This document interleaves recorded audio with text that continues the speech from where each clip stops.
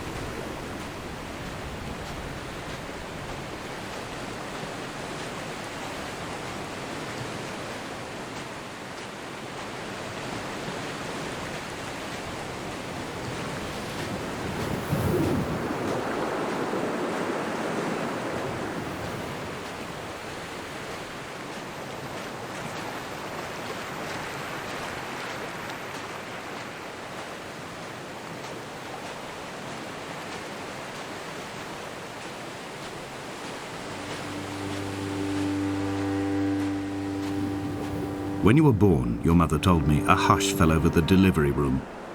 A great red birthmark covered the left side of your face. No one knew what to say, so you cried to fill the vacuum. I always admired you for that you cried to fill whatever vacuum you found. I began to manufacture vacuums just to enable you to deploy your talent. The birthmark faded by the time you were 6 and had gone completely by the time we met, but your fascination with the empty and its cure remained.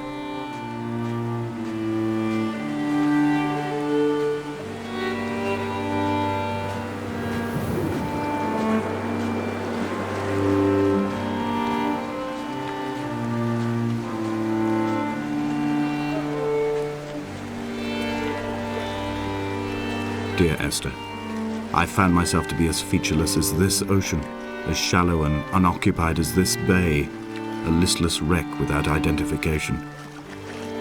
My rocks are these bones and a careful fence to keep the precipice at bay. Shot through me caves, my forehead a mount. This aerial will transmit into me so. All overexposed, the nervous system, where Donnelly's boots and yours and mine still trample. I will carry a torch for you. I will leave it at the foot of my headstone. You will need it for the tunnels that carry me under.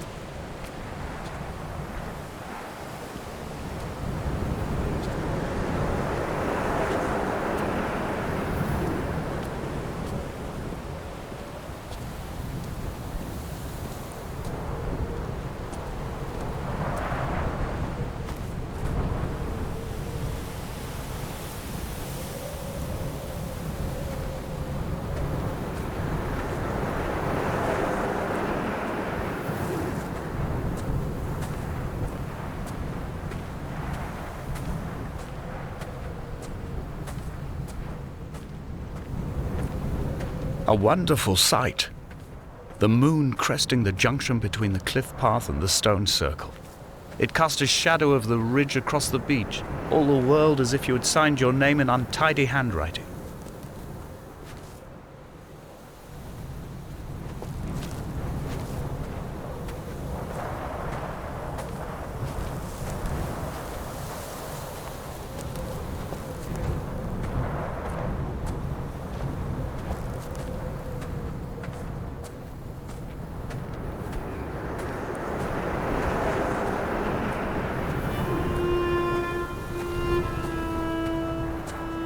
When someone had died or was dying, or was so ill they gave up what little hope they could sacrifice, they cut parallel lines into the cliff, exposing the white chalk beneath. You could see them from the mainland or the fishing boats, and know to send aid or impose a cordon of protection, and wait a generation until whatever pestilence stalked the cliff paths died along with its hosts. My lines are just for this: to keep any would-be rescuers at bay. The infection is not simply of the flesh.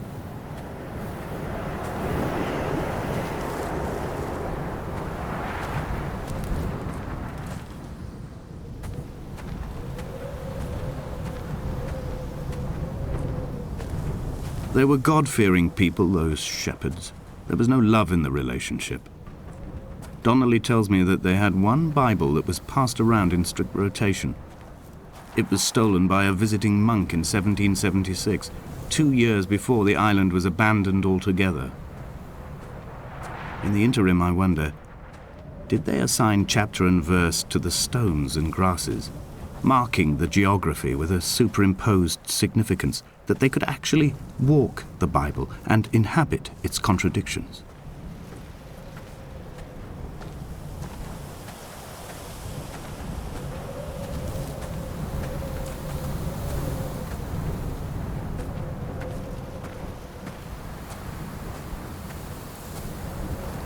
Dear Esther, I met Paul. I made my own little pilgrimage. My Damascus, a small semi-detached on the outskirts of Wolverhampton. We drank coffee in his kitchen and tried to connect to one another. Although he knew I hadn't come in search of an apology, reason or retribution, he still spiraled in panic, thrown high and lucid by his own dented bonnet. Responsibility had made him old. Like us, he'd already passed beyond any conceivable boundary of life.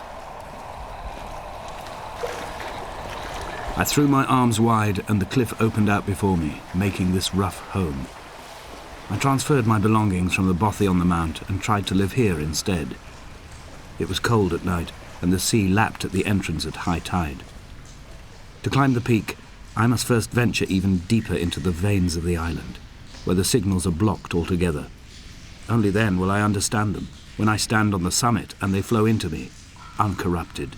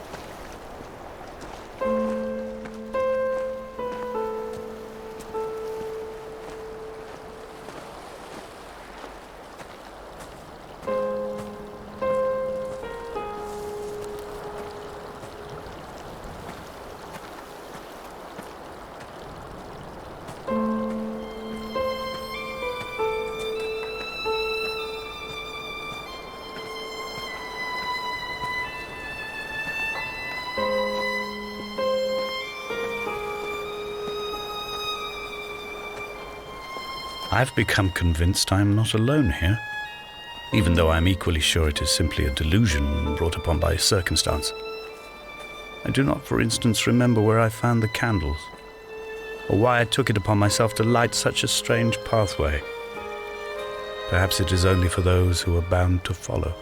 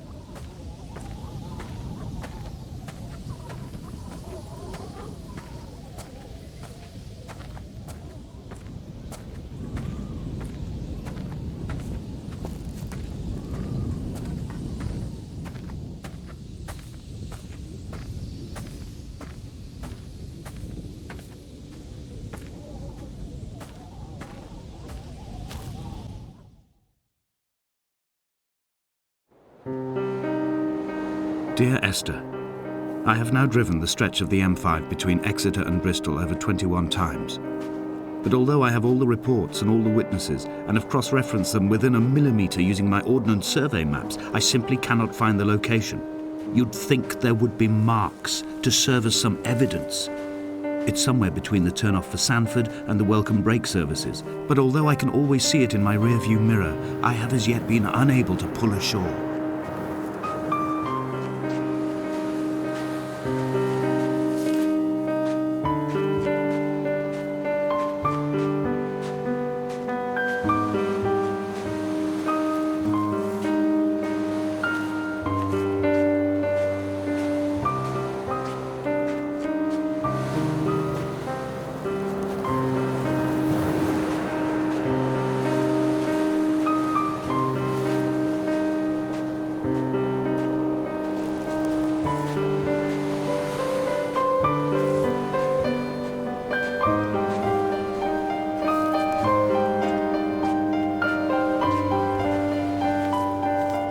I had kidney stones and you visited me in the hospital. After the operation, when I was still half submerged in anesthetic, your outline and your speech both blurred. Now my stones have grown into an island and made their escape, and you have been rendered opaque by the car of a drunk.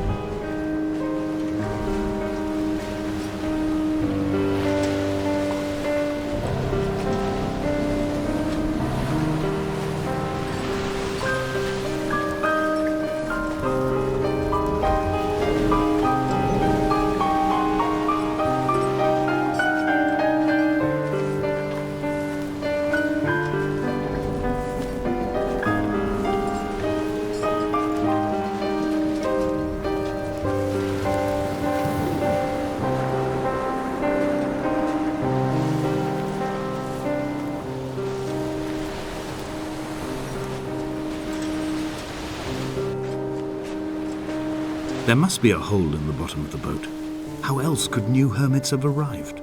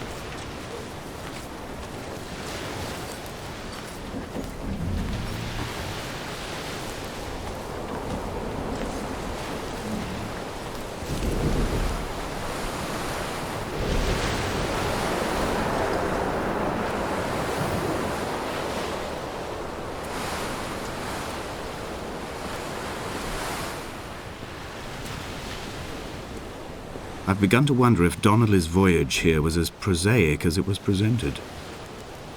How disappointed not to have found the bones of the holy man.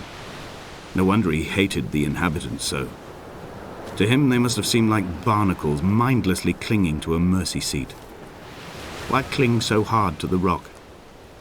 Because it is the only thing that stops us from sliding into the ocean, into oblivion.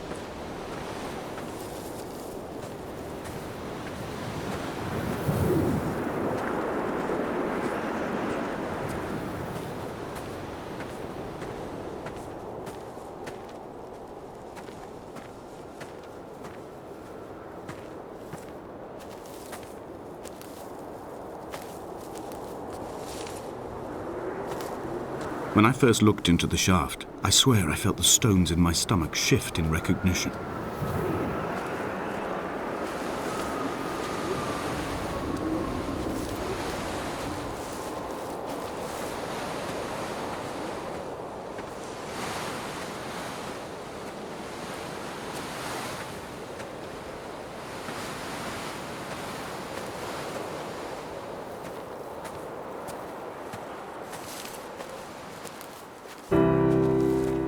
I've begun my ascent on the windless slope of the western side.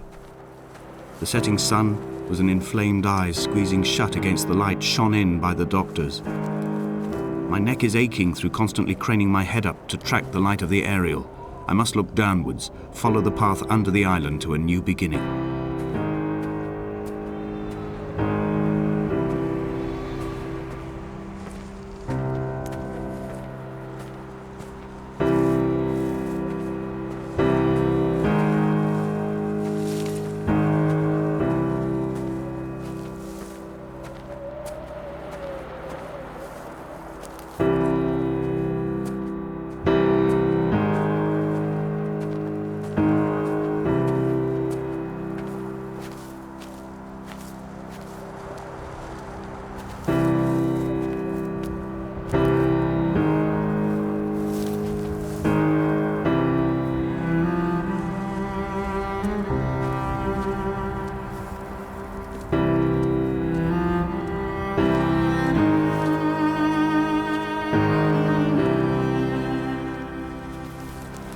The bothy was constructed originally in the early 1700s. By then, shepherding had formalized into a career.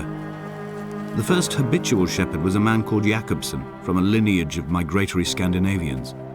He was not considered a man of breeding by the mainlanders. He came here every summer whilst building the bothy, hoping eventually that becoming a man of property would secure him a wife and a lineage. Donnelly records that it did not work. He caught some disease from his malcontented goats and died 2 years after completing it. There was no one to carve white lines into the cliff for him either.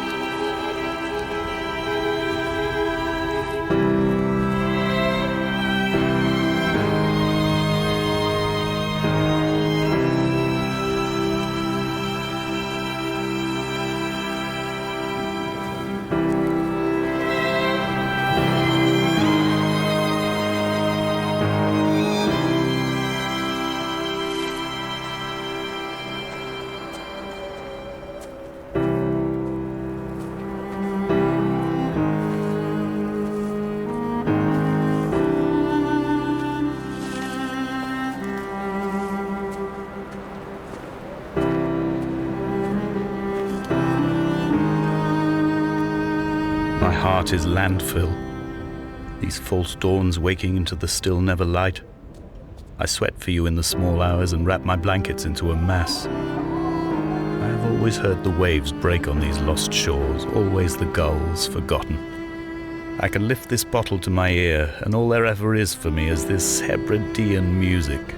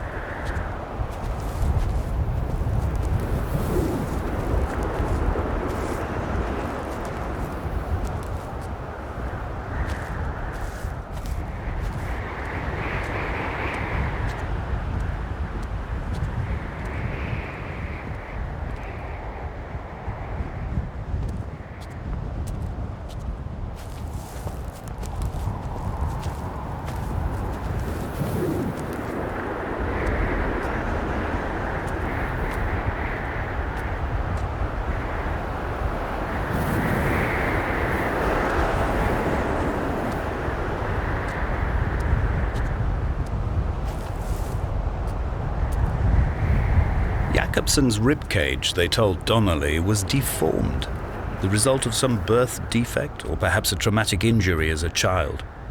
Brittle and overblown it was, and desperately light. Perhaps it was this that finally did for him, unable to contain the shattering of his heart. In half-light, his skeleton a discarded prop, a false and calcified seabird.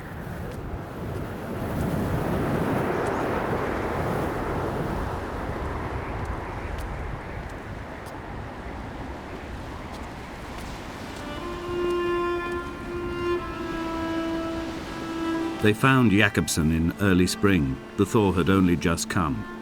Even though he'd been dead nearly 7 months, his body had been frozen right down to the nerves and had not even begun to decompose. His fingernails were raw and bitten to the quick. They found the phosphorescent moss that grows in the caves deep under the nails. Whatever he'd been doing under the island when his strength began to fail is lost. He'd struggled halfway up the cliff again, perhaps in a delirium, perhaps trying to reach the bothy's fire before curling into a stone and expiring.